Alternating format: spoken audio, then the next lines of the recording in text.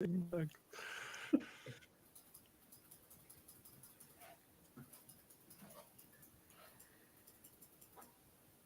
got it, Zeech? We're live.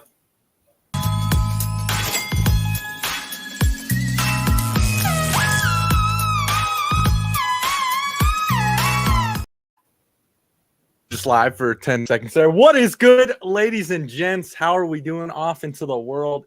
Happy Tuesday to you guys. We're on the BCS after hours, and we got a full house tonight. Everyone's on board. Everyone's on point. We're going to do what we always do. We're going to hop up a little sports, get into some comments, get into some concerns, and definitely get it rolling. We got some big stuff for you guys tonight. We're going to talk about Game 7 Stanley Cup Finals. Got a lot of stuff going with that. And then, of course, we're going to get back to our quarterback topic for our MVPs of each region, as well as going over those over and under win totals for those NFL teams tonight. Get this thing off and rolling. Quick roll call in the house because we have felt here. We got North Glenn's finest, ladies and gents. We got the Soch man in the house. Soch, how we feeling? Feeling good. I mean, feeling refreshed. Good to be back. I missed a couple episodes there, so shout out to Witt, ZJ, and E. Holding down the fort. Staying the course and staying on schedule. So now it's just good to be back. Good to ready to talk some football.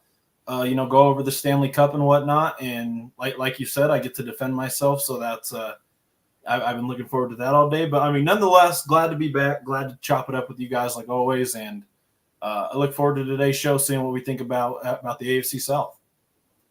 Absolutely. And of course, we got the guy. If you got a bar in the local area, the Whitster will sniff it out and give you a full review upon it. Whit, how are we feeling tonight, baby? Good to have you here. Brought to you by Coors Light tonight. Frosty. Absolutely. When those mountains are blue, Witt's blue. Absolutely. Good to have the Wits in the house. And then, of course, the money man himself, the Teflon Don, Mr. WWE. We got the Biggie in the house. How we feeling? Feeling good. A little bit of a cloud over the show. As you guys, I'm sure the world knows, Sika from the Wild Samoans passed away today, also known as Roman Reigns' father. So I'm dedicating my portion of the show to the big Samoan, the tribal chief, Sika. But other than that, man, let's roll. Good time. I'm looking forward to this. It's going to be a great show. Absolutely, guys. Appreciate all the live viewers and listeners, guys. If you ever have comments, questions, concerns, just type them in that little chat bar you see down below, and we'll put them up under the show. Give you a shout out. But, guys, give us a follow on Instagram and at TikTok. That's at the Bet Champ Show. We're going to have clips coming out, plays coming out. Of course, we do parlays every Saturday, so be sure to give us a follow. But now to get into that first topic, ladies and gents, Florida versus the Oilers last night, Game 7. Game 7, baby. It's a long time coming for an NHL Game 7. Florida, though, takes down the Edmonton Oilers 2-1. Oilers Hold up. Sorry. Breaking news. The Brooklyn Nets have agreed on a trade to send Mikal Bridges to the New York Knicks. Look at E. Look at this. What are you doing? That's a good pickup. They got the Villanova squad.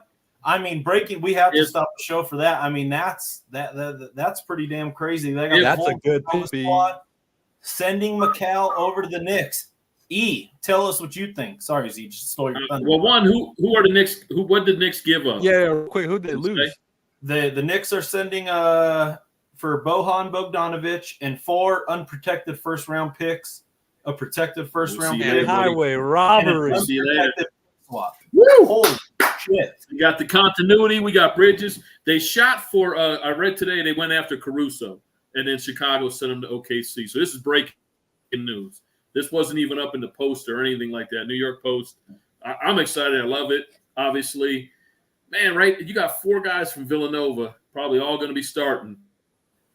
If you win a chip, and you won the chip in NCAA. I'm not trying to get that far, but, I mean, that's a great – I'm not a Villanova fan, but what a team that was. If you can come back together and then play against the world's best. But just Mikal Bridges is he was that link. He's that missing piece. Man, wow. They're just getting started, too, because we have all the draft picks. Now Randall may go. Things are expendable. We can make some more moves. And he fits the model of being the dog guy. He's not a me guy. He's not a give me the ball, I shoot, I'm a pretty boy. He's a Nick. The custom the way they play right now. He'll dive on the floor. He'll get dirty. If I'm not the hot hand, I'll go to the Vinny. I'll go here, there. So, yeah, right now, just hearing this news, I'm excited. And we gave up nothing for him. Bogdanovich wasn't playing. So, I'll tell you, go ahead, Z. I'll tell you what, freaking love it. That is a huge pickup for you guys. And like you said, you guys lost pretty much no one there. So how you guys come is pretty crazy. Great trade and everything. What I like about him, and you were mentioning Alex Caruso. I love Alex Caruso too. He's more of an energy guy, definitely a hustle type of guy. He can go off, but majority of the games you're going to get a lot of hustle and stuff out of Caruso, which I think is great for the Thunder. But with Bridges is another scoring threat. He is an absolute scoring threat. Great shooter and everything. People remember him from the Suns, huge part of the Suns at the time, and then obviously was in the Kevin Durant trade going to Brooklyn and whatnot. So I think big, man. It was Thursday or Saturday, and we were talking about the Celtics, and we were saying, like, hey, copycat league, this is the new formula. You put scorers all around you, your bench up and down, and you run at them. I'm not saying this is enough to get over it, but if they stay healthy, they can ball. They can ball, depending on what else they got. They still have more draft picks in the bank. I don't want to see them move Robinson, but that's what it looks like. They're keeping Hartenstein and going to try to move Robinson. I don't know. But for tonight, man, I was a little bit down on Sika passing away, but now this is all new here. We're ready to get that season kicked off. Let's go. That's huge. Yeah, I love it. Yeah. I love it. Awesome. Good stuff, guys. Mikal Bridges to the Knicks as such, announcing big news here. And, of course, big news for Big E himself. Going to be a nice pickup there. Kind of back to what we were getting at and everything outside of the big breaking news and whatnot. Game 7, right? Stanley Cup. Florida wins 2-1 over the Edmonton Oilers, who seem to have one of the biggest stories in hockey at the time, coming back from a 3-0 deficit in the series. What are your guys' kind of thoughts here? The other thing is, too, Florida ends up winning it. However, Connor McDavid wins the Conn Smythe Award, which is the MVP throughout the majority of the playoffs. It's kind of I wouldn't say unusual, but it's a little unusual here when the player of the losing team wins this prestigious award and everything. So kind of all around thoughts, Stanley Cup, get this thing going. Yeah, and I mean, just to go off of what you said about the NHL, I mean, obviously the Oilers were going to be one of the teams that come down from 3-0. It did not end up happening. ZJ, I mean, me and you were talking before the show about him, McDavid still winning the Conn Smythe Award, pretty much the finals MVP in NBA terms. And, I mean, do you agree with it? I don't really necessarily agree with it because he didn't win. And there's been a couple times, even in the NBA that's could have happened, but they just never really moved the needle on making it happen. But I mean, when it comes down to finals MVP like that and stuff, I don't know how the NHL works, but I know in the NBA, that's what I know best. It comes down to just, it's all subjective. It all comes down to voters on what they think in the moment. I mean, even in the NBA, they have 11 of these media members that vote on the finals MVP award. You got girls like Malika Andrews who get a vote. It's all just funny business, and it's all just weird to me. But I don't know how the NHL works, like I said. But McDavid winning the Conn Smythe, I don't really know if he would even want to agree with it. I mean, from a competitor standpoint. But I mean, it's hard to deny that he deserved it. I'm sure. Yeah. I mean, you almost came down from 3-0, Game 7, only lost by 1 goal, came down to the end. But even as a non-NHL really connoisseur and a fan, I mean, it was still cool to see. I was watching the game, the whole time, and it was a pretty damn good Stanley Cup Finals. So, I mean, you can only hope for Game 7s in all sports, to be honest. So, unless you don't have a dog in the fight, that's pretty much what you got to hope for. But, shout out to McDavid and the Oilers, and USA once again reigns supreme, holding the cup. Yeah, it was interesting. So the best defense obviously topped one of the better offenses all year. 2-1 they put the clamps on him from the opening puck. Like there was like the Oilers looked exhausted in the last like the third period. They were just exhausted. You could tell they were gassed. The last five, I think at 5 minutes 39 seconds, you could just kind of tell they were slower. The tactics that Florida was using, they were kind of sitting on the puck, doing some other things. But, hey, back-to-back years, they're there. Florida, it's kind of interesting. A team from Florida beats a Canadian team. Big thing is for McDavid is that's four Stanley Cup losses, right? 3 MVPs. Understand he had 42 overall points. That's the third most points of all time. Wayne Gretzky holds the record 47. I think Crosby 45 is the next one, and then you have McDavid. So yeah, he was great throughout the playoffs. What I don't think he should have got it is because last night he was completely neutralized. Like it was like you wouldn't even know he was in the game. So I get it. It's a playoff award. Probably need to fix that, do something different. I don't know. But, yeah, man, it was interesting. It was good to see him go to a Game 7. It would have been a lot better series if they traded off wins and we were in a Game 7. I think going into it, you could kind of tell that the Oilers had blown their wad and done everything they could to get there. And I just think they were out of gas. And when you go Game 7 on the road like that with a team that lost last year that's in a Game 7 that's lost 3 in a row, I mean, there was times when I was at Buffalo Wild Wings watching the game, there was times that place was just rocking. Like, it was absolutely rocking. So, yeah, it's too bad. Good to see a Game 7. Had to go somewhere to watch that because the Dodgers was on the College World Series. I know he's a big thing on that. You had Brazil playing. You had the NHL Game 7, and then you had Raw. Raw was on. So it's like I don't have 5 TVs in one place. We had to get out. All you can eat wings, boneless, on Monday nights at Buffalo Wild Wings. There's their plug. But, yeah, man, it's a great series. McDavid's a great player. Hope he gets one before he goes.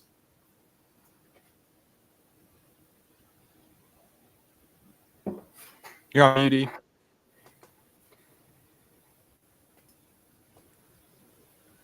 Like I was telling you guys yesterday, I'm not a hockey guy. I'm not going to come on like I am a hockey guy. I think those guys are kind of square. I don't know a lot about it.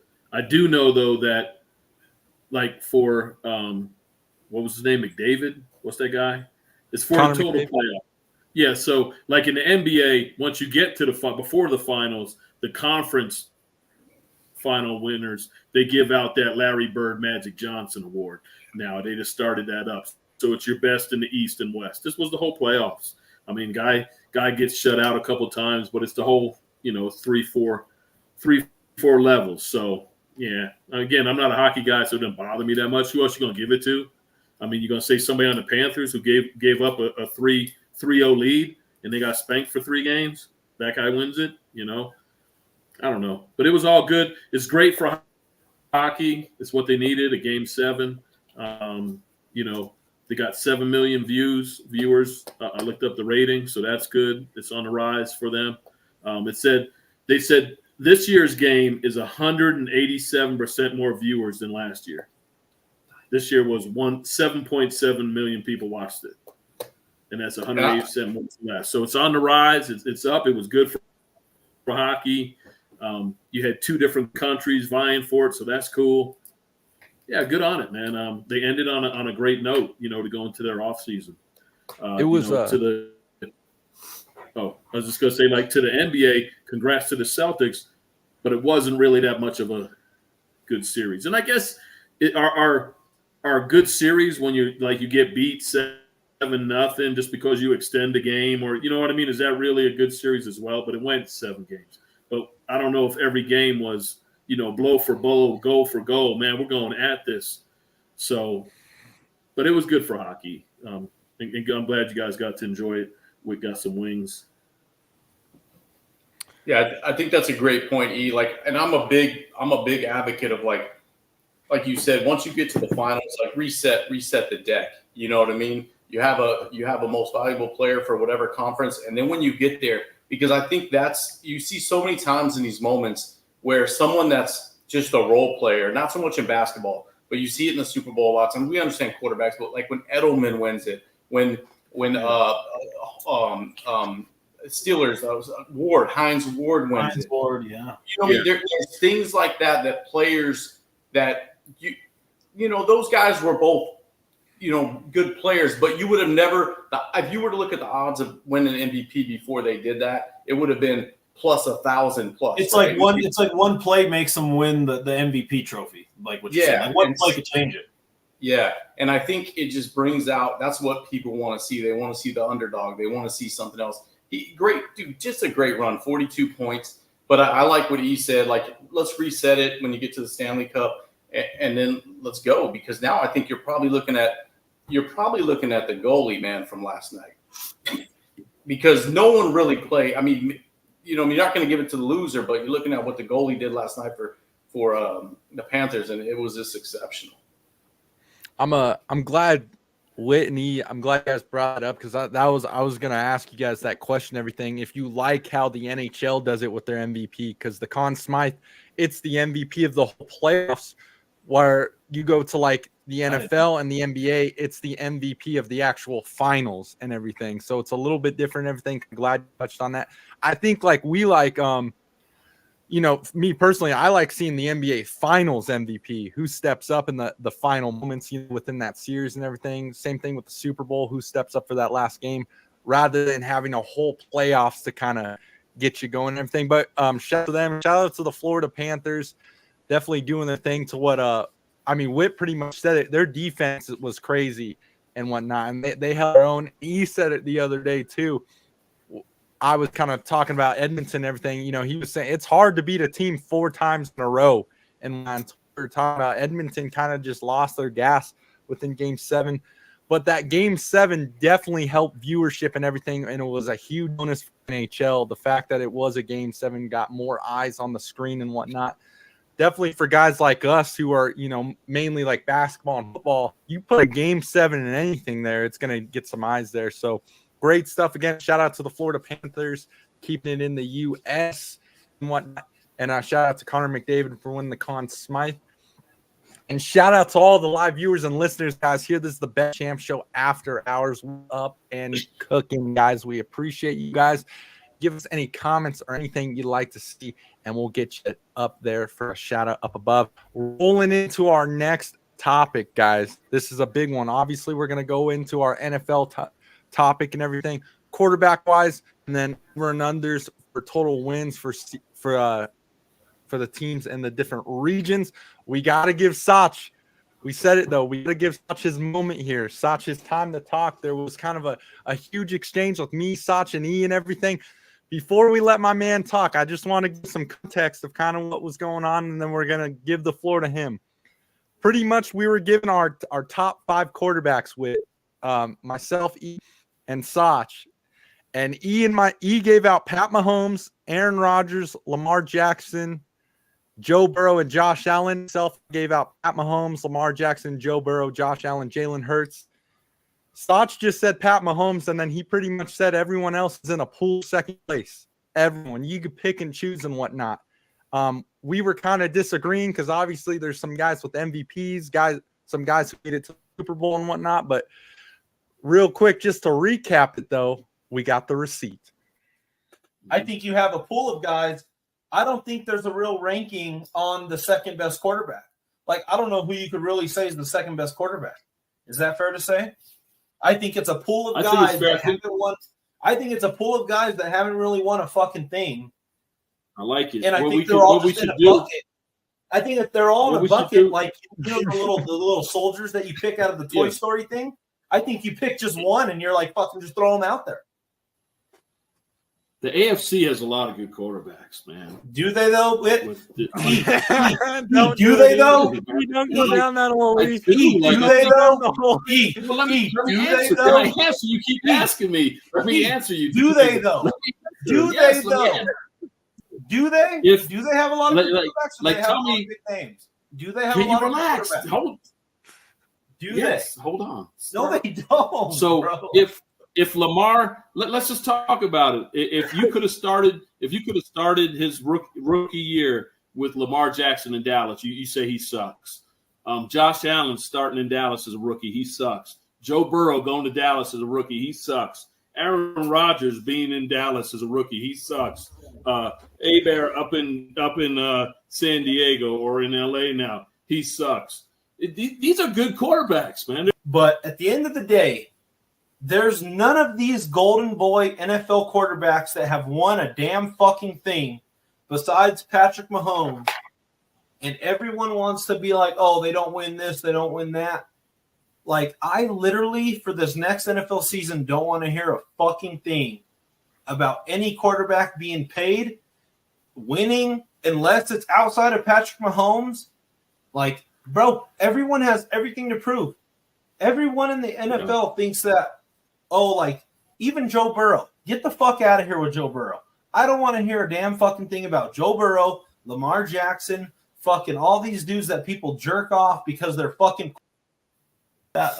give Sach his time. Give Sach his time.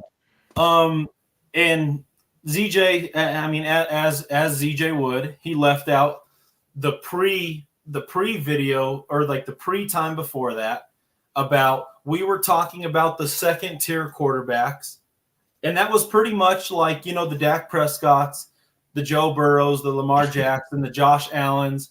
I would hope that we obviously know I'm not talking about Russell Wilson, and I hope that we know that I wasn't talking about like Gardner Minshew, or like you could just pick any of them out of the hat. Yeah, we knew that.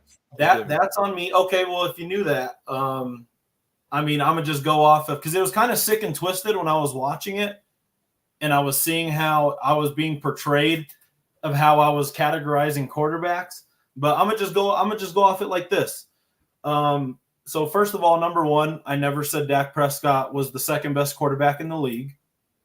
I was never trying to predict and like persuade you guys to pick him as the second best quarterback in the league, because that would be like me trying to convince you guys that I can walk on water. I know it's never going to happen.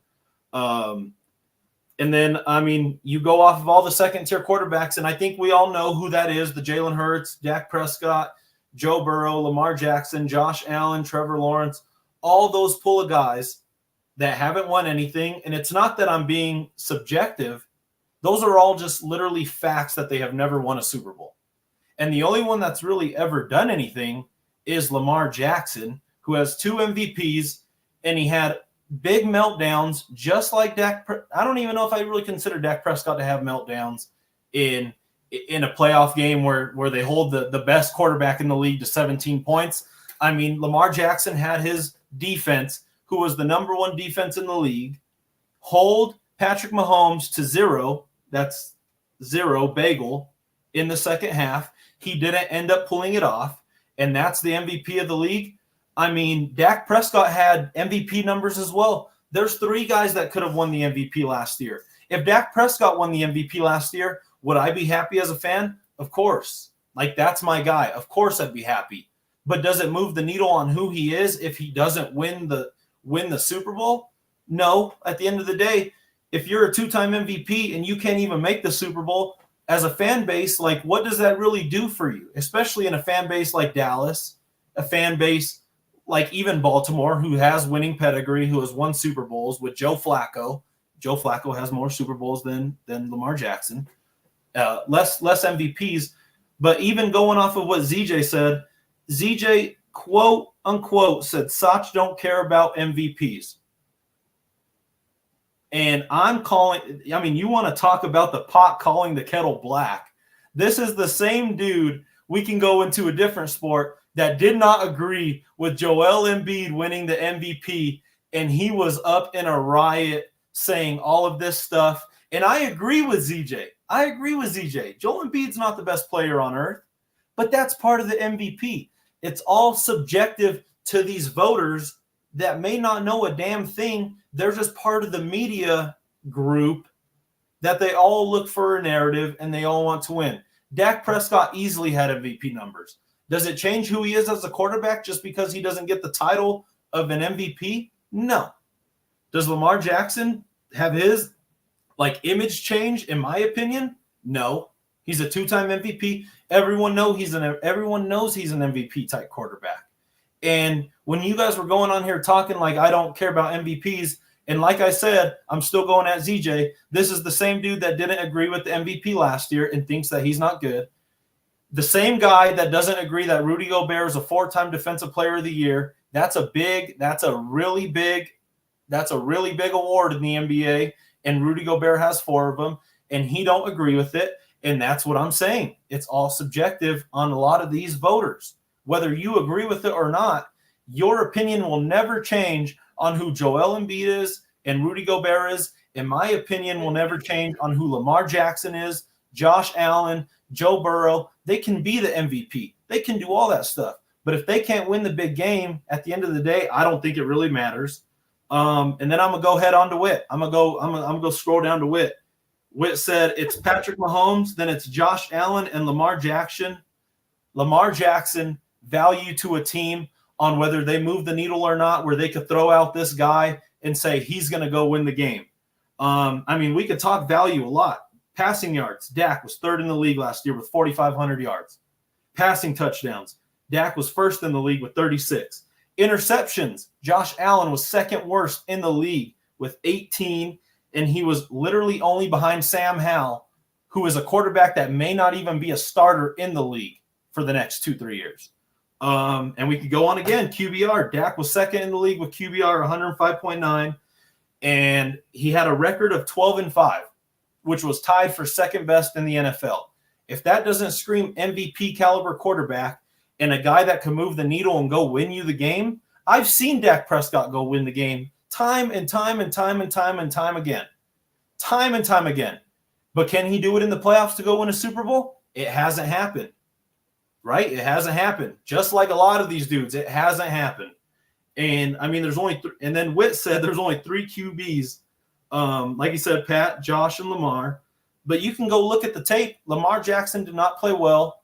Josh Allen did not play well. And I mean, their defenses held him up.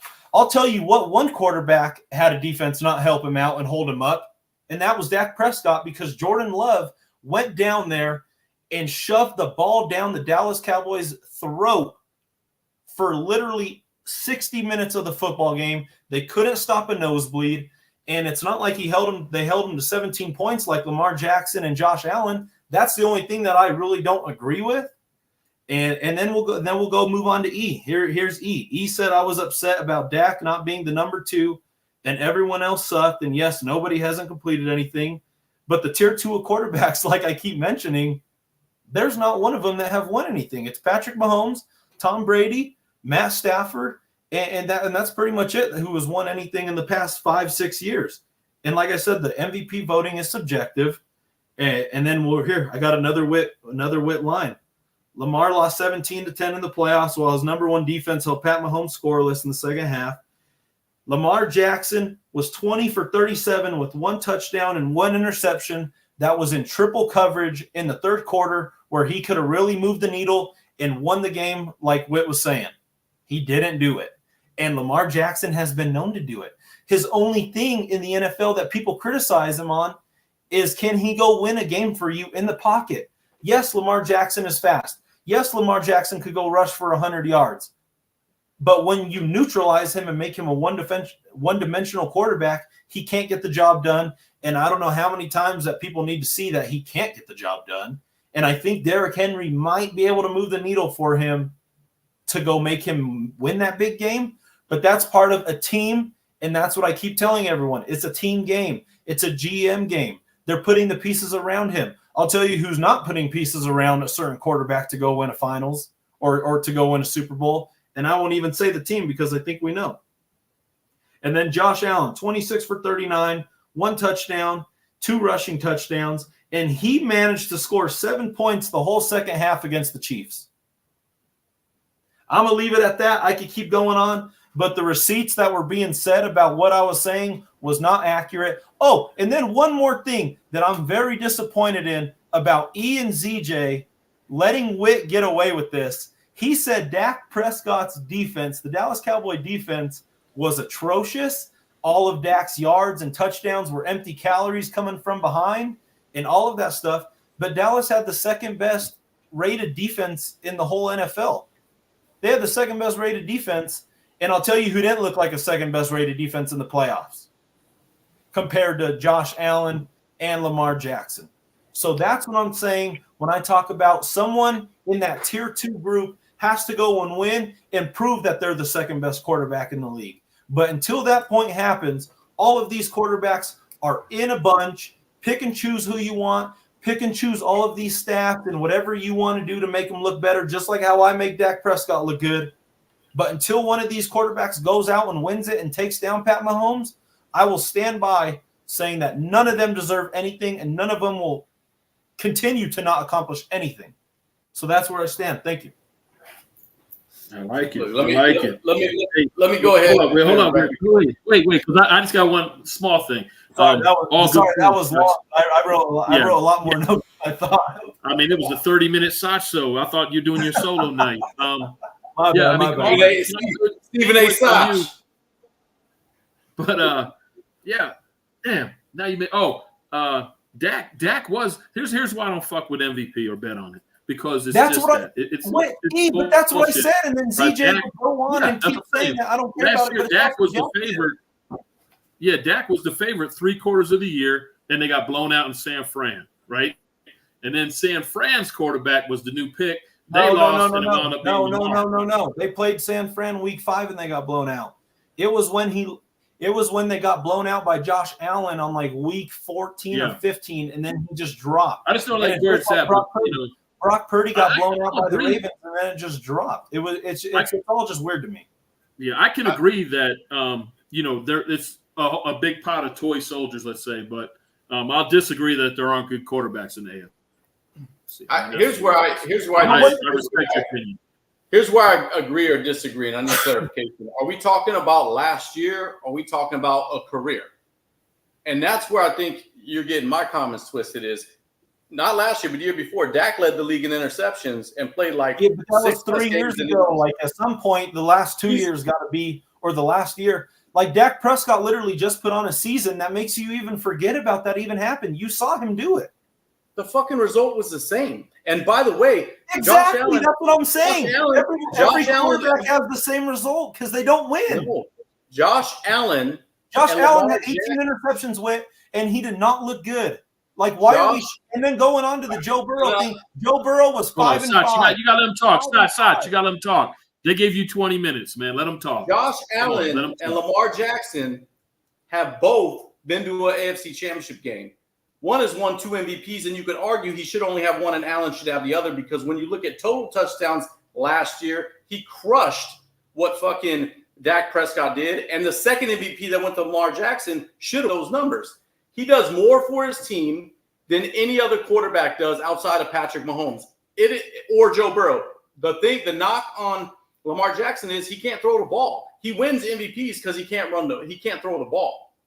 Nobody wants to play them, but you would argue, look at these things.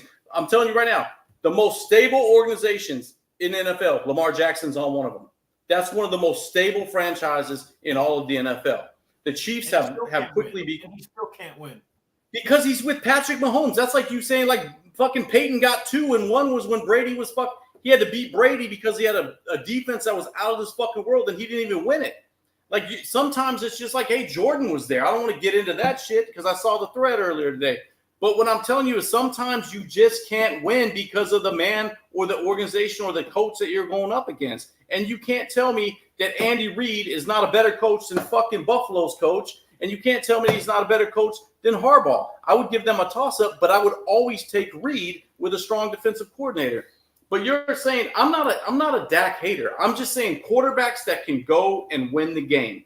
I think there's only 3, 4. I think legit.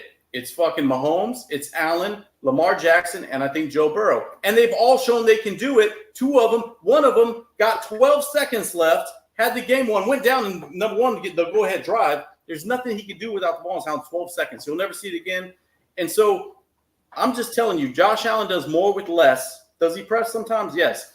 Dak has a lot. And I'm going to go back to our thread, Sach, because you want to talk about that defense. And boys on the right, help me out here. What did we see on the thread the whole fucking season from Sach? This fucking defense. How many points did you give up against San Fran? Both times. Over fucking 35. How many points did you give up in big games? And all we heard on these texts was that fucking defense. Now you're going to be like, oh, they're the number 2 overall defense. It wasn't for points allowed. Well, it's Maybe not an opinion. Yeah, it was. It's not an opinion. That was what the stats I don't say. have an issue if we're going with last year. But if you're going with the totality of the careers that these guys have all put together, I have reservations about your comments about Dak being that guy. And I'm sorry the Cowboys can't get past Aaron Rodgers, a 4-time MVP. I'm sorry that's their Achilles heel. If you want to talk about Pat Mahomes being an Achilles heel for the AFC, the NFC Achilles heel for the Cowboys has always been Aaron Rodgers, who is one of the best quarterbacks to ever live with only 1 Super Bowl. That's and weird. I'm sorry I thought it was the Niners. And I'm sorry. I thought it was the Niners because the Niners the Niners are one of the best coached organizations in the league, and that's who we lose to. I'm sorry that it's the Niners and Aaron Rodgers. It's not like we go and lose to the fucking some NFC bum that was the last That's just their you guys beat who you should have beat last year. That was the whole thing with the Cowboys. They beat. If you looked at a game, you're like, Cowboys win this game. They beat them, but they didn't beat the teams that they were comparable with. That's it. The Niners type things, the Bills, but still a good squad. The only thing I'd say is not the defense, it's not anything. Sox may disagree with this. Then I'm off the Cowboys in a way. The problem with the Cowboys is whoever came up with the fucking play 2 years ago, putting Zeke at center, offensive lineman. That was a Hail Mary. We're gonna let Dak snap the ball, and Zeke gets a concussion. 99 out of 99 times. That's one of the top plays of the year. That came lining up. People said this is fucked up. All right. It's my turn. It's my turn. I just got 4 points. I just got 4 points to make, and then we can hop into whatever we want to hop in. But I just want you to listen. And I don't want to hear about people going to the Super Bowl, Zeej, and losing.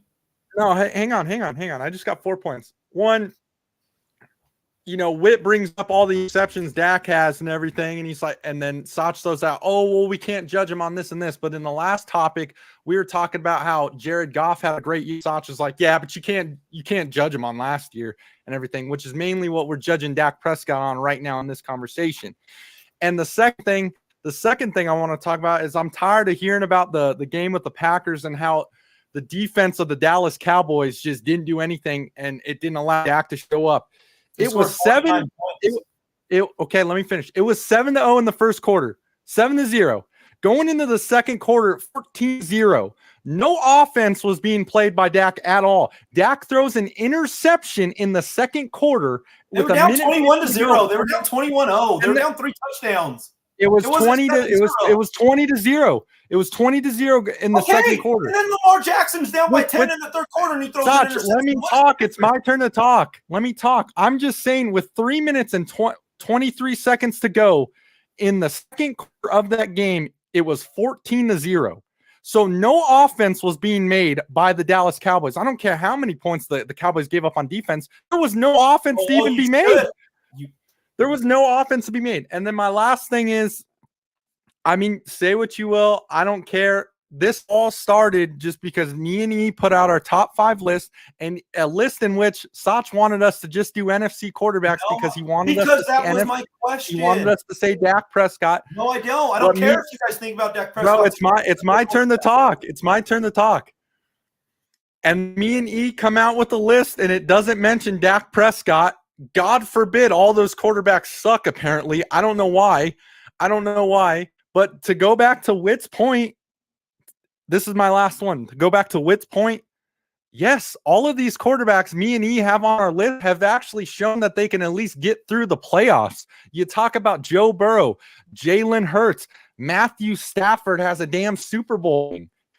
Aaron Rodgers, all of these guys have gone through the playoffs. So to just put them together with Dak Prescott, he was a great quarterback last year, but we're also judging him on all of his years. Again, interceptions and all. He had a great year last year. Hopefully a good year this year. But all of these quarterbacks, with Josh Allen included, have gone through the playoffs and won games. That is what you want your quarterback for.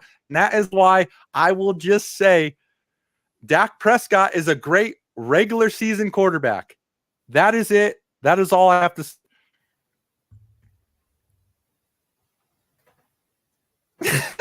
That was good though. That was good though. I think what's great about this is so you guys didn't have to say Dak, and he could have added Dak, and everyone on the right side wouldn't have got. But I wouldn't add Dak. They think I would say Dak second. But but it's like not second. But you're saying if he's in the top 5, they just didn't have him in the top 5. This is almost like politics now. The left is going crazy over something the right didn't say or did say. It's crazy.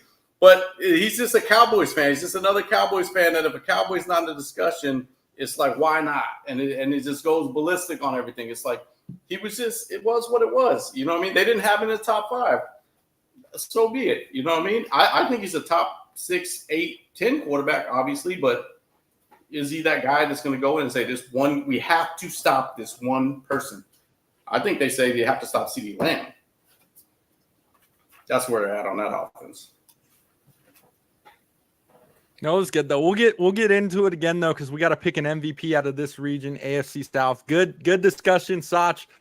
There's no there. Dak's a great quarterback. No one's not saying that.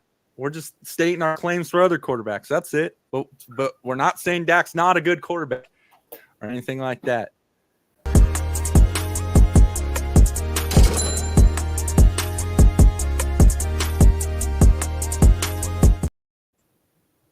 What is good, ladies and gents? The Bet Champ Show. We are back on air, baby. Got a little heated in the background, but we're going back to the seasonal regions with the AFC South tonight. We got it over and under total win totals. I'm going to tell a team, and then the fellas are going to make a prediction going around, and then we're going to show you what Vegas has to offer and if we like it for some cheddar or whatnot. But for that first AFC South team tonight, ladies and gents, we're going to start off with the Tennessee Titans. Sach, what you think and what's your prediction here? I mean, the Tennessee Titans are obviously an interesting team because Will Levis, they added Joe Flacco, I think, to the – or no, did they? Or did they not? I don't know if – I forgot what they did. But, I mean, Will Levis is obviously entering his second year. He's going to be the starter. He went 3-5 as a starter last year with 8 touchdowns, 4 interceptions. The team as a total went 6-11, and now they lost Derrick Henry. But I don't think all hope is lost when it comes to Titans winning games just because they did add Tony Pollard. He had a down season in Dallas, but I think Tony Pollard still has a lot to offer to a team. They added Tyler Boyd from the Cincinnati Bengals. They added Calvin Ridley, and then they still have DeAndre Hopkins. So the offense still has weapons for Will Levis to thrive. They obviously lost their head coach too. They're bringing in Brian Callahan, who was the new head coach, but he served with the Bengals for the last 5 years, and he helped Joe Burrow thrive into the quarterback that he is today, drawing up plays, schemes, and all that stuff. So I can see them still winning games. I was looking at their schedule. They have a decent schedule. I mean, it's not crazy tough. It's not crazy easy. I have them winning about 7 games this year, 6 to 7 games. But I got them on the 7-game mark for sure on this one, and I can see them going 7-10. We saw Will Levis, obviously, what he did to the Dolphins. EJ, me and you were watching that game. Crazy comeback, hyped up on the sideline. The whole team was, surrounding him. They were sticking with him. I can see them going 7-10, and I think they can sneak a lot of big wins out this year. So I got them winning about 7 games.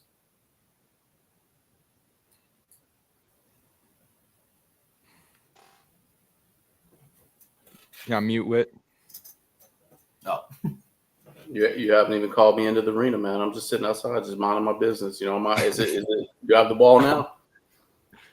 I got them at 6-11. I'll tell you why. I think they're going to have some issues at the quarterback position. When you look at Mason Rudolph is obviously going to be number 3, could slide in number 2, depending on Malik Willis's development. I think him and Will Levis will kind of go back and forth. I think we'll see what happens there. I just don't think they have a strong quarterback. And when you look at, it's going to lead to frustrations with Hopkins. Hopkins is going to miss 5 to 6 games with a hamstring or a tweaked ankle. It's just what he does. So I don't think they're going to have the pieces to get there. Tough division. Calvin Ridley coming on, obviously a great piece to add, but who's going to get him the ball, right? If it's not Levis, Rudolph's not doing it, and I don't know that Willis has developed to do that. So when I look at them overall, they got Tyler Boyd. That was a nice pickup as well. So It's okay. I have them at 6-11. I just think that when you look across that division, I think Indy, obviously that defense, that running game, they picked up Flacco. That's what you were thinking. Indy grabbed Joe Flacco. But I think you're going to see a Jaguars Houston, a two-horse race right there. And we'll get to the Jaguars, but I think they're going to be much improved. Doug Peterson has always been a second to fourth year guy that gets the team where he needs to go, and he's got a young quarterback to do it with a strong arm. He's got a nice receiving core, Gabe Davis pickup. So I just see them as probably finishing at the bottom of that division. Don't know how the coach is going to work out as well. I like Indy. I like with Flacco. I like what they did. I like their defense. I just think they have a better running game. So I have them at 6-11 and finishing last in that division. I got them. Man, you guys are better than me. I got them at 5. I'm giving these cats 5 wins. Tough division, tough schedule. FanDuel, this is interesting because you go out and you look at some of the futures and this and that. FanDuel has them as the second most likely team to start 0-7. The only team that they have that's above them is New England Patriots. They're just going to have a tough go. You look at the schedule. One of the things I like to do when I do these futures and you're planning this is you look at the opponent and what they're doing the week prior. And their games, they have the Jets, but it's the Jets coming off of Monday Night Football. They have at Buffalo, but Buffalo coming off Monday Night Football. Then in the division, they have Houston. Houston's coming off Monday Night Football. And then even worse, they play Houston one more time, and freaking Houston's coming off a Wednesday Christmas game. It's almost a bye week for them. There is no favors in the schedule, even when they're playing. You have that going on. They did pick up, like you said, Calvin Ridley. They got T. Boyd. I think the offense has the potential to be there, but will they follow? I like Pollard as well, but I liked him as a Cowboy. I know last year was an off year without Zeke, but, man, when those two were playing together, if he could manage any of that, Pollard's going to be there. But still, just tough schedule, tough division. I'll give him 5 wins. So when I forgot what we were going over some of these trades in the offseason and everything. This was a couple episodes back, and we were mentioning teams that we thought did really good on picking up players, and Tennessee was one of the big ones for me. I thought they picked up some real players. We mentioned Boyd. Obviously, they got Pollard. They got Lloyd Cushenberry, who's now going to be their starting center. He got a massive bag coming from the Denver Broncos. Really good center. And then they got a lot of other pieces. Will Levis is still trying to prove himself, obviously, and whatnot. He's doing a lot. He's got videos of him and his girlfriend going viral and everything, but he's got a lot to prove in the NFL.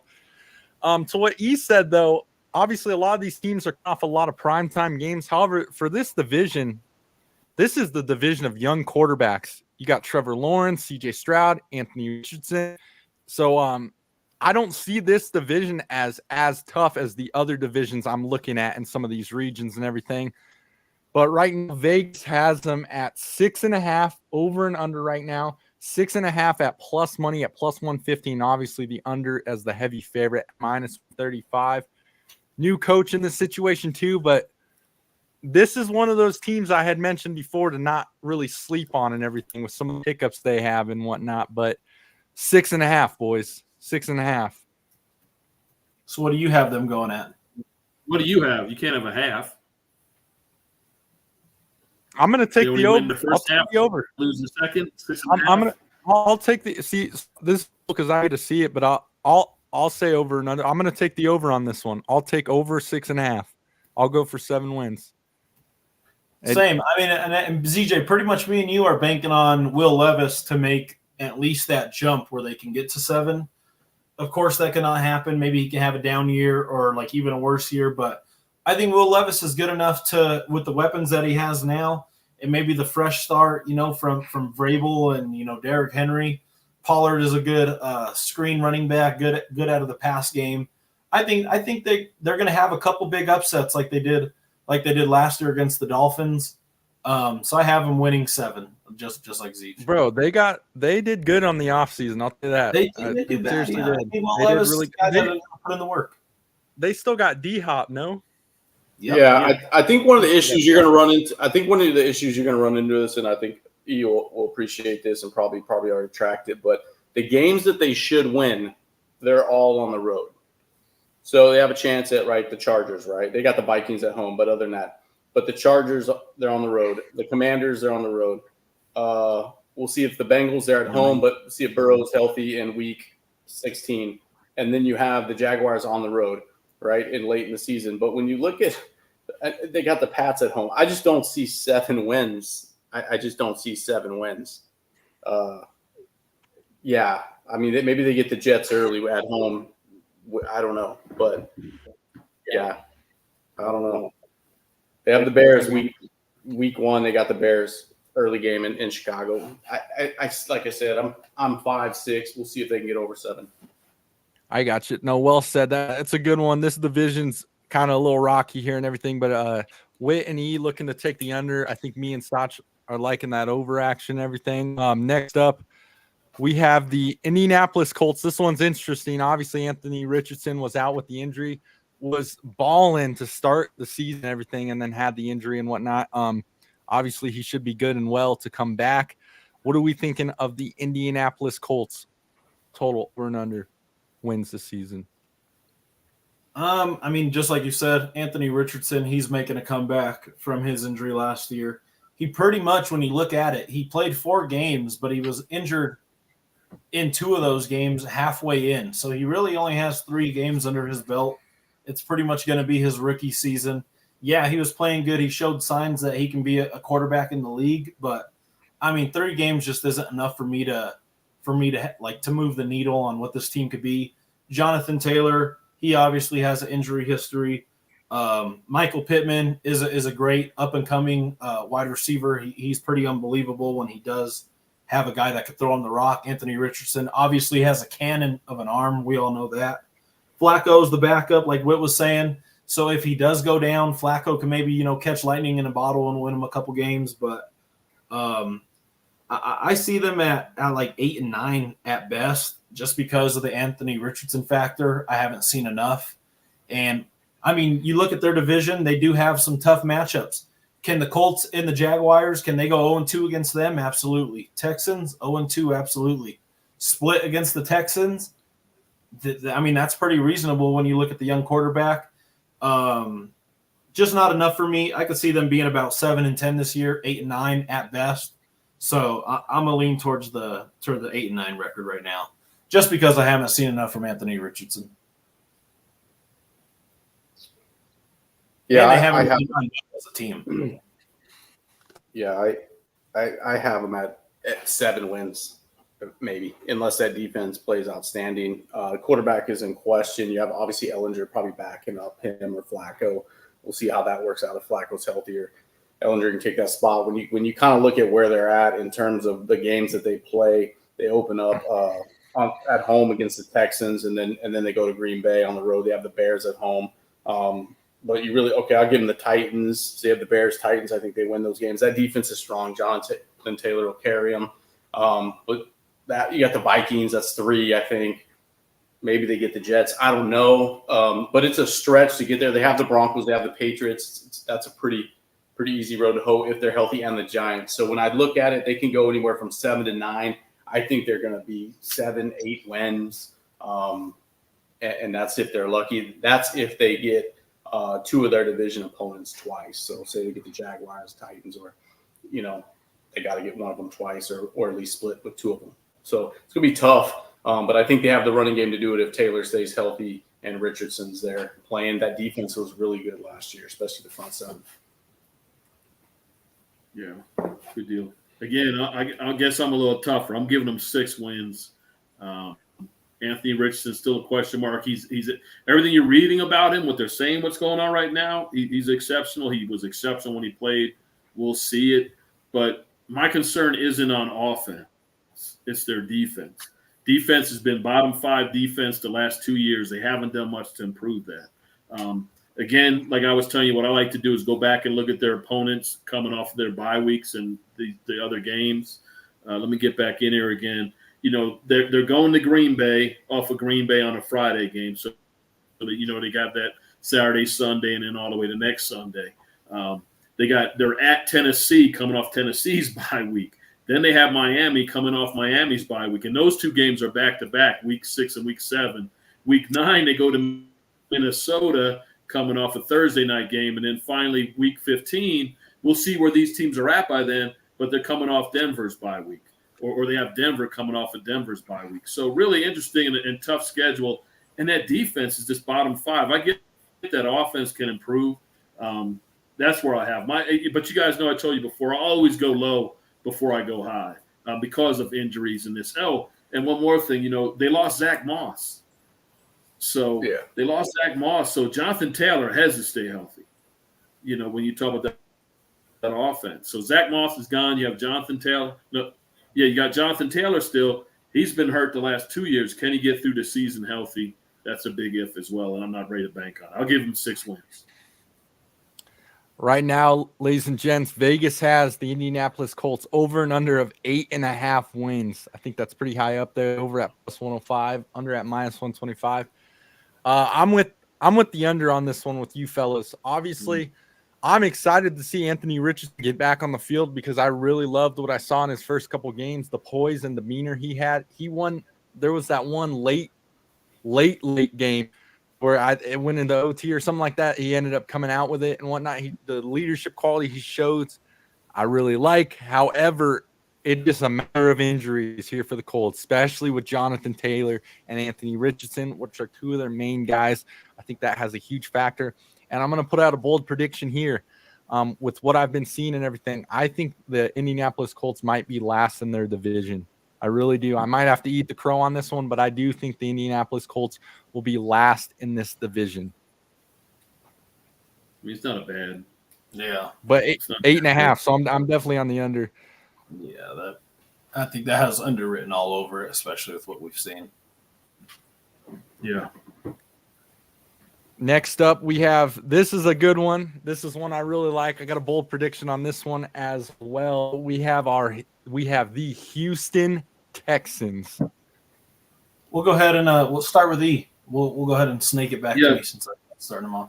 So mine with Houston is pretty simple. 2 years ago they had 3 wins. Last year they had 10. I don't see that happening again. I have them at 9 wins, only because, well, not only because, but some of those factors is I do think sophomore jinx is a real thing. I do think they caught a lot of teams off guard. I think Stroud is an exceptional quarterback. They improved. But this year they have to play a divisional first-place schedule. See, it's easy when you're playing the division's last-place schedule because when you play the NFC East or West, whatever, you play the last-place team in that. So now every team, when they go to those conferences, they play the top teams. Their schedule is that much more stacked. They're a number 1 seed. And I don't think in this division, I don't think 9 wins is a bad thing either, right? But they had 10 last year. I think there'll be a little regression. There's a lot of hype on them. So I think because of all the hype, Vegas is pushing their number, that over and under. Hey, we're going to shoot you a high number because we know people are saying, no matter what, I'm going with Houston over. Houston over. I'll take the 9. I'll take the 9 and a decent season for these guys. They still have some growing to do. They caught a lot of teams by surprise. You guys understand the NFL. Even if it's just conference, let's say, or the division, you see them twice. But for the league, you're playing some teams for the first time. They have a year's worth of film on you now. They're starting to know your tendencies. And that second year just always comes up a little tougher. Still respectable, 9 wins. Respectable season for these guys. Yeah, I'm with E on the wins, and I think this is I think that what E said, a lot of tape out there. When you look at, say, CJ Stroud goes down, really all you have is Case Keenum behind him. Now it might work out great if all those receivers are healthy, Tank Dell, Diggs, and then Collins. But they added Joe Mixon, that locker room. Should they not win that ball? Should they not all touch it? You might find out who Tank Dell is and who Collins is. We know who Diggs is. That could be a really interesting in-season what's the HBO? Hard Knocks. That could be really interesting with those personalities to see CJ Stroud, the youngest guy or one of the younger guys as a leader of that team, see what his leadership really looks like when the game takes been out their year. You have all these personalities. There's only one football. And that's a team that I think the sky's the limit, but I think it can get very cancerous very quick if things don't go well. And D'Amico Ryan could go from the bell of the ball to what the fuck is going on real quick. And look to see if CJ Stroud goes down, maybe season ending, God forbid, them to trade for a quarterback, because Case Keenum's about all they have after that. Tim Boyle and then Davis Mills. That's not going to work. So I wouldn't be surprised to see Diggs get traded if something like that happens mid-season. I just think it's just there's not enough balls to go around. But I give him 9 wins just because of CJ Stroud and the division we're in. And like he said, I don't think 9 wins is bad. Those teams are playing the NFC North and the NFC East, and they have the Eagles and the better end of that AFC or NFC East. So and the North. So they play the Packers and the Vikings. The Vikings are down this year, but those are going to be interesting games. I give them 9 wins just because of the weapons they have, and even if someone goes down, they still have enough to overcome. And the defense was good. Yeah, I mean, I couldn't agree more with what you and E pretty much just said. CJ Stroud coming off of unbelievable rookie year, sophomore slump is a real thing, especially with all the public being so high on them. CJ Stroud's the golden boy right now for the NFL. I mean, and then you look, they added Diggs, Joe Mixon. I mean, their wide receiver core is fucking stacked. They got Diggs, they got Nico Collins, Tank Dell. Noah Brown is not no bum by any means. Dalton Schultz is still a great tight end out of the back, or off the line, make some plays. And I mean, you want to talk about the luck of the draw. This Texans team got a bad luck of the draw when it comes to record-wise. I mean, you want to look from week 9 all the way till week 18. Listen to these teams that they got to play from week 9 to the end of the season. They play the Jets, the Lions, the Cowboys, the Jaguars, the Dolphins, the Chiefs, and the Ravens. That's not a cakewalk by any. That's not a cakewalk by any team. They could very well go 2-5 in that span if week 9, if things are not clicking the right way. Like Whit has always said, they got a year of film on CJ Stroud. He's also said that Diggs is a diva. That's what he is. It could be good or bad, especially with the young quarterback. You bring a diva in there like that, it could go very south very fast. And I would just pump the brakes on CJ Stroud, only for the reason because it was one good year. He did have some pretty awful games, as any rookie quarterback's going to have. That's pretty much given. Nothing against him. Yeah. But to set a line at 9.5 wins for a team that has this gauntlet of a schedule headed late in the year, that's a hard ask. I agree with you guys. I got them at 9 wins. Going 9-8 with that schedule is still pretty damn respectable for a second-year quarterback, even with all those weapons. So I got them at 9 wins pretty much on the dot. I think the big thing is where we're going to really find CJ Stroud is a really good quarterback is all the stuff that's happening in the locker room and actually off the field. If he can maintain this team to kind of what Whit was saying, Stephon Diggs, big personality. If CJ can keep these guys together, this offense is absolutely crazy right now on paper. We just walked it down from tight end to wide receiver. Adding Joe Mixon to the backfield as your running back is huge for these guys. I'm excited to see you on their run game. Obviously, with the Broncos being so bad, this has been the team I have loved to watch and root for. Secondly, and everything, I like C. Stroud a lot. I like his leadership, again, attitude with everything he does. Right now, Vegas has the over and under set at 9.5. 9.5 actually being the favorite right now at -140 and the under being at +120. I know what you guys are saying. I hear it and everything. I'm going to make a bold prediction here and whatnot. I'm taking the over on this one. I've loved what I've seen. I love the team they have. I think their only concern really here is the defensive end of the ball and everything. We'll see how they clean that up. But another bold prediction I'm going to make right now is I think CJ Stroud in the MVP race. Yeah, I mean, if anyone knows ZJ, we all pretty much had to have known where he was going to go with this win total. I could have said his win total and his MVP prediction before the show started because he's a guy that's very loyal. He's loyal to his guys. Hey, wasn't Stroud 4th in the MVP this year? Like, Yeah, you're saying you're making a bold prediction. He's going to be in the MVP. He's going to be in the MVP. You didn't say he's winning it. You say he's going to be in the running for it. He was in the running for it as a rookie. I'm going to say bold prediction. I'm going to say top being in the 3. discussion don't matter. It don't matter. We've seen how it don't matter. I'm going loud. I'm going loud and like proud. I said, I'm interested to see what he does with his leadership with the team and the throw. I've liked Steve. And Sach knows this since we did the live podcast. I've liked CJ Stroud since week 1. I liked him before sketch and all the hype and all that. I liked him at week 1 and everything. I'm a real one. So CJ has been very high on him since week 1 of last year. I'll give him that. My only thing was adding bold prediction to something that he already did last year. That's my only thing. I mean, bold prediction. He's been writing too many EPRs, man. I don't. Yeah. I'll go off the rails and say, like, I think that kind of is a bold prediction with this schedule. Just off the schedule that they have to play, he has to play a lot of good veteran quarterbacks who have won in the league. Like you said, the second year. Now he has expectations. Can he be in the MVP discussion? Of course, but I think he's going to have at minimum about 11-6 record, 12-5 record. And that's just going to be pretty damn hard with all the expectations and the players and the personalities he got. And even not to mention, what was I going to say?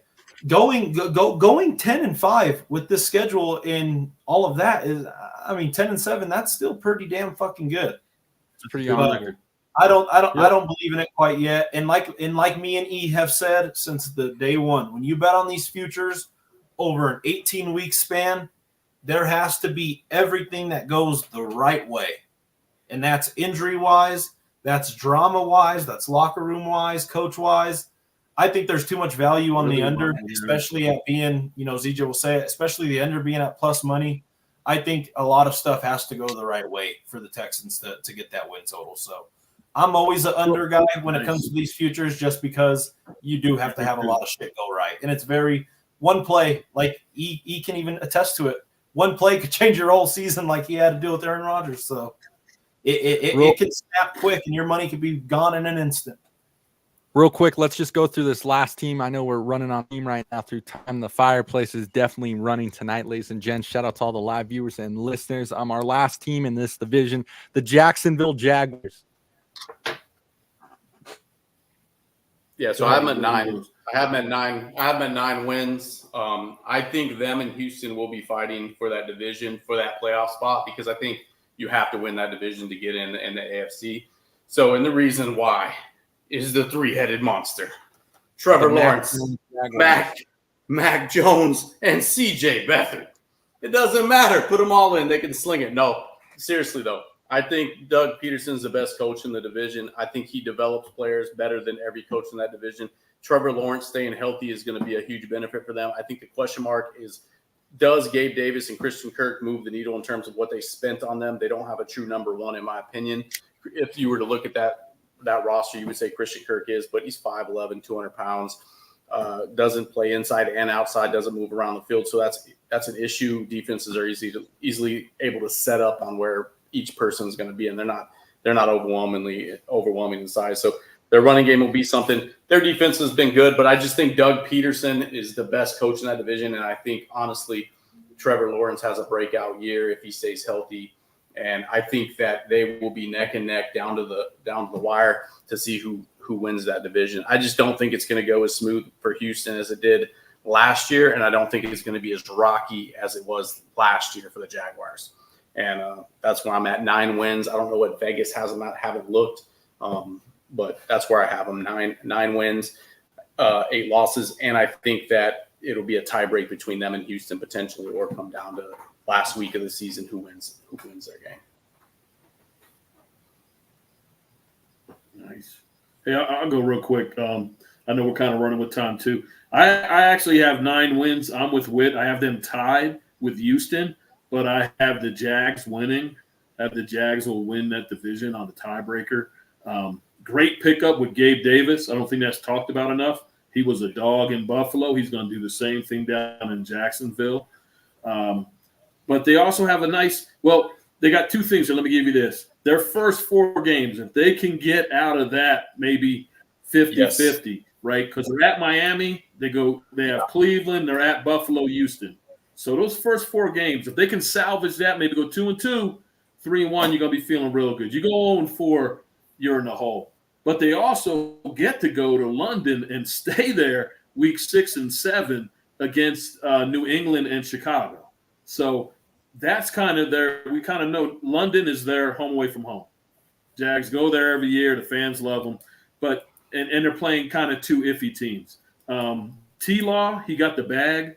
Hopefully he can do better. I agree with Witt on one part. I think Pedersen is a great football mind. I don't think he's a good leader. And let me tell you why. This isn't my facts. I work with a Jags fan. He gave me the knowledge. As beat up as Trevor Lawrence has been, he's only missed 1 game this season. Last year, Trevor Lawrence was trying to get this consecutive game streak, and Pedersen let him keep playing, and he kept fucking up, throwing interceptions, getting more hurt, losing games, where a leader says, sit your ass down, man. This is a long season. We need you that long run, right? So he kind of he's letting T-Law dictate if he's going to play or not. Look, that was your 3rd year, kid. You're not Pat Mahomes. You're not Aaron Rodgers, right? I'll make these calls, but I need you in that season. He's kind of a player's coach friendly guy. And I have also heard that Jags have bought some carts too. So, the big knock last year was they made T-Law walk like 200 yards to the locker room when he busted up his ankles. Like, can we get a cart out here? Jags own a cart? So they got some carts this year. But I do think they'll have a better season. I think T-Law's got his bag. It's his 4th year.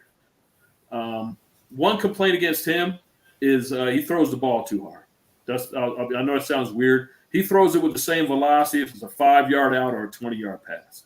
And he leads the league. 33% of incomplete passes last year were drop passes. Think about that. So however many incompletions you had, 33 of them, 33% of that was in the hands or on the number, but dropped. Because he whizzes that shit. It's like he thinks he's on the pitcher mound. And instead of just finessely let me put it in here, watch the plays with him, man. I watched the shit. Like, what is he doing? Why are you whizzing that 5 yards into the end zone? And, it's up here. I'm trying to grab it with my hands. It goes right through. So that's something he'll have to work on. But I got him with 9 wins, them and Houston each 9, with Jags winning the division on the tiebreak. I agree with you, E, on Peterson too. He's a timestamp guy. I think he's 5-6 years and he's out of the organization because of exactly what you said. Yeah, I mean, I pretty much agree with everything that you guys are saying. Going off of Peterson, like, he is a Super Bowl winning coach. He did do it with Nick Foles when Carson Wentz went down, and I think he does believe in his players a little too much, letting them dictate what he does, like letting T-Law stay in there. But I mean, it's a good thing and a bad thing. Would you want a guy like Deshaun Watson who will not play if he jams his thumb, or would you want a guy like T-Law who's like, if I'm ready to go, I'm ready to fucking play? So that's pretty much what I'm banking on. Is I think he's ready for it. He got the bag this year in the offseason. It could go 2 different ways. It could be that he don't care anymore, just like Deshaun Watson, or now you could just not worry about the money anymore, and now you could just go out and play football. Now you don't have to worry about job security and all of that. Let me just give you a real quick example, right? Like Andy Reid. I love Andy Reid. But you remember it was either a playoff game or towards the end of the season, Pat Mahomes hurt his ankle. Right? Yeah, that was right before half. Remember that? Yeah, and he wanted Pat Mahomes wanted to go in. It's not up to me. And Andy Reid was like, get your ass in the locker room.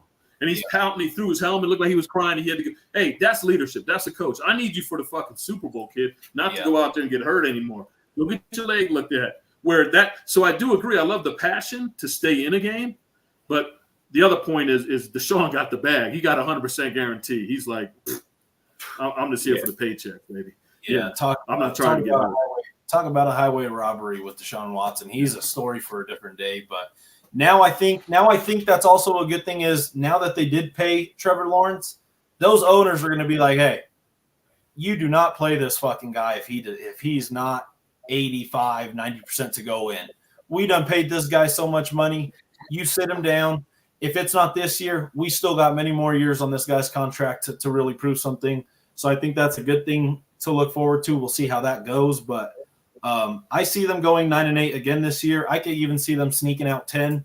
When you look at last year, they started off the season 6-2. 6-2, looking prominent, looking like they were going to make a Super Bowl run, and then everything came crashing down with the Lawrence injury. He went 1-4. Hey, Mac Jones, CJ Beathard, baby. Mac Jones, CJ Beathard. That's all I'm saying. Mac Jones will never see the field. I would not want to see Mac Jones on a football field as a football fan, especially with what he did last year against the Jaguars in London when he threw 2 fucking interceptions that were passes that I could have thrown left-handed and you wouldn't even know. Yeah. But I predict NFL history, not since 1920. Bill Belichick ran the ball every play in the game because he didn't want Jones thrown in the wind. He ran the ball 4 quarters on this Hall of Fame quarterback. And if Bill Belichick and Matt Patricia can't hide your arm strength, I don't know if anyone really can. If they can't do it, so, maybe he doesn't work out. But you got CJ Beathard, baby. CJ Beathard. Yeah, I mean he's a solid backup. But I mean, still, I think we're looking at their offense, and you got T-Law, Etienne, Kirk, Gabe Davis, Evan Ingram, who's a good tight end, Brian Thomas Jr., who's a prominent rookie at the wide receiver spot. Maybe he is lightning in a bottle a couple games. You never know. And then they also added Eric Armstead, the defensive lineman on the 49ers, who's very underrated. And then you got a good linebacker in the guy who has a crazy-ass name on the Jaguars. I don't know. But I have them at 9 to 10 wins, and I think T-Law is going to, maybe turn some heads this year with his record-wise. So I got him at 9 to 10. All I'm saying is they're the only team in the division entering camp with 3 quarterbacks. That's all I'm saying. They're just got 4 on the roster. Not them. Yeah. Your boy, baby, multiplier. Your boy needs to be in the field with. This multiplier, baby. This is where I see. This is the argument where I start to agree with Sach on a quarterback who hasn't done anything. This is what, when we have this argument, this is who I think about in Trevor Lawrence. And I kind of disagree with a lot of what you guys are saying. With E, I disagree with the whole Gabe Davis thing coming from Buffalo. I think he's an honest cancer with everything he did in Buffalo. He was so insistent the team couldn't rely on him. He was stirring up some ruckus over there with that team. He was inconsistent, like ZJ said. Sorry, I cut you off. He was a cancer. And if they don't get hot with him early, I could see him being a cancer over for Jacksonville. Obviously, Vegas right now has over and under at 8.5 at -110 on both sides of the field and everything. I'm going to lean with the over, but I am not in on the team at all whatsoever. And I honestly don't think they got better in this offseason at all. I think they're the same team as last year and everything. I'm tired. This is a team I'm tired of hearing about the Jaguars. I'm tired of hearing about Trevor Lawrence until they actually do something and whatnot. So I know it's your show, so I hate to do this to you, but you said you this is where you disagree with us. And then you said the over under was 8.5, and we all said 9. Minus Sach said 9-10, and you said I got the over. So you're in the same place. I'm gonna take it, but I'm gonna take it to be another shot. In addition to a quarterback that hasn't done anything, I would argue he went to a very, very cancerous losing franchise. He was the number 1 overall pick, and each year they have gotten better.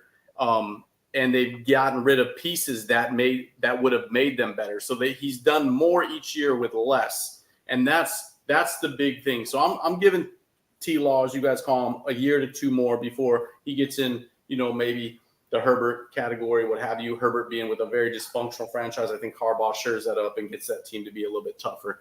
But I think that he's done a lot with a little, being the number 1 overall pick. But yeah, it's funny. You're at 9. We're at 9. Sach is at 9 or 10. But vehemently disagree with the team. I like it. But real quick, to kind of up and put this bow on this thing, we got to give an MVP out to this region of the AFC South. Guys, we have Anthony Richardson, CJ Stroud, Trevor Lawrence, and then we have Will Levis. Who will our MVP be out of this region competing against the other ones? We'll start with Sach. I mean, it's obviously a 2-man race. You're looking at Trevor Lawrence or you're looking at CJ Stroud. I mean, to be an MVP, that means wins. Those 2 teams are going to be, I think, the top dog in the division. I'm going to go with the guy that I don't necessarily like, but I think Trevor Lawrence is going to win the division. and I think he's going to have the stats to also back it up as well. And like Whit was saying, he's going to be doing it with less. He doesn't have a stacked wide receiver core like the Texans do. So I'm gonna go with Trevor Lawrence as the MVP. It's tough to say, but I'm gonna go with T-Law.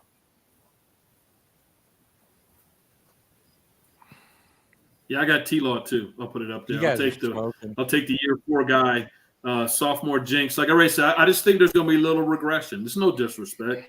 I just think they'll have a little regression. And T-Law, if I said they're going to win the division, I got to take T-Law because he's who's going to do it. So I'll go with T-Law as well. So I think it's going to be C.J. Stroud. He has more to work with this year. He has a running back. Even if he goes down, he still has those weapons that he has. His numbers are going to be crazy, even if defenses are more geared toward him. I don't know how you're going to cover those 3 receivers. So I got C.J. Stroud. Even if the Jaguars win the division, like I said, I think it'll be a tiebreak scenario. C.J. Stroud is the MVP of the division. You may see his numbers fall off though, but his passing yards will go up. It's CJ Stroud, baby. It's CJ Stroud, hands down. I'm taking him for the MVP. Sach mentions it's a lot too. We talk about teams that are actually going to build around their quarterback. That's exactly what this Texans team has done and continue to do over the offseason and everything. Put him in a successful position to win. He's got so many offensive weapons over there, and the ceiling is absolutely high. And the confidence from this guy, I can't even imagine how crazy it is right now. I'm taking C.J. Stroud to be the MVP of this division. I love it. I like it. I'll tie up here 2-2, so we gotta do a little something. I'm gonna have Sach pick a random number between 1 and 10. I'm gonna go with number. No, you gotta pick. Hang on. Don't say it. Don't. And then me, you're gonna pick a number. I'm gonna go number. Oh wait, no, don't say the number. I'm saying Whitney are gonna pick a number, and whoever's closest, we gotta take it. Do 1 in 25. Who has a quarter? Who has the quarter on him right now? Just flip a coin, man. This is a whole. What are we doing here? Nobody knows what the number is. We don't. Quarter don't lie. Because Sach had Lawrence and you had Stroud, and so Sach could just change the number. Not saying he would. I know the man has integrity. No, it's just like okay. Each had Lawrence, yeah, and you 2 had Stroud. Yeah. But do a flip or something. This guy. Hey, pick a number, don't say it, draw a color. CJ Stroud is heads. Okay. Lawrence is tails. Yeah, he is. I haven't looked. Jaguars tail. No, you haven't. Tails. Jaguars. Tails for the win. We're going with Trevor Lawrence. We're taking Aaron Rodgers. You'll thank us at the end of the year. We're taking Aaron Rodgers right now. We're taking Dak Prescott, and we're taking Trevor Lawrence. Who will be next in the NFC South predictions, ladies and gents? We'll tune into the next episode Thursday night, guys. Real quick, just around the room, real quick. Anything you guys want to throw out to the crowd and whatnot? Nice little show tonight. Nice arguments, nice debates. This is what it's all about, baby. We got some steam in the room. There's going to be some more steam for more shows to come. But Sach, just close us out real quick. Great debates. Appreciate you guys letting me get what I got off my chest. I don't know if it really clicked. I don't know if it really clicked into all of our heads what I was saying or all the stats that I was saying, but bro, I'm so ready for football. It's good to talk about each division and kind of break down each team where we're at. So we do have receipts going forward, but it was good to be back on the show and see you boys. It's always good. No, loved it. Loved Sach getting his time. I loved how he showed up too. Just unkept. He looks like a stressed out Cowboys fan at midseason. This look is not for preseason, you know what I mean? But he looks stressed out. The guy, you could tell he was up late night studying game film, taking his notes, shows up prepared. He's got the Blue Devil sign behind him. We're starting to learn who Sach is. He's no longer in cell block 6. We're starting to have a little bit of something back there. You got some privileges. Not in the cell block.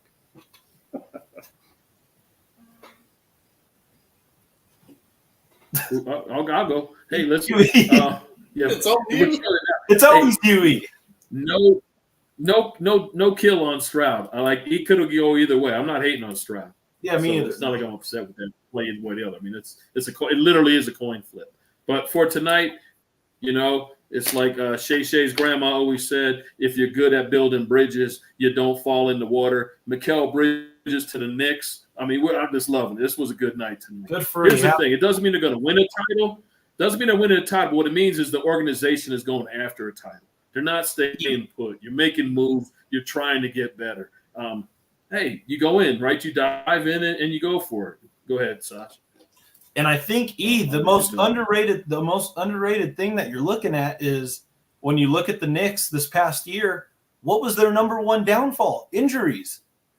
Now you're bringing in Mikal Bridges, who is the Iron Man of the NBA. You know he's playing every game. Yeah. And I'm happy for you. You got to move. I'm happy for you. And they got that Villanova dog in them. And so, it's E's night. We don't want to spoil it. It's E's world tonight. We're just living in it.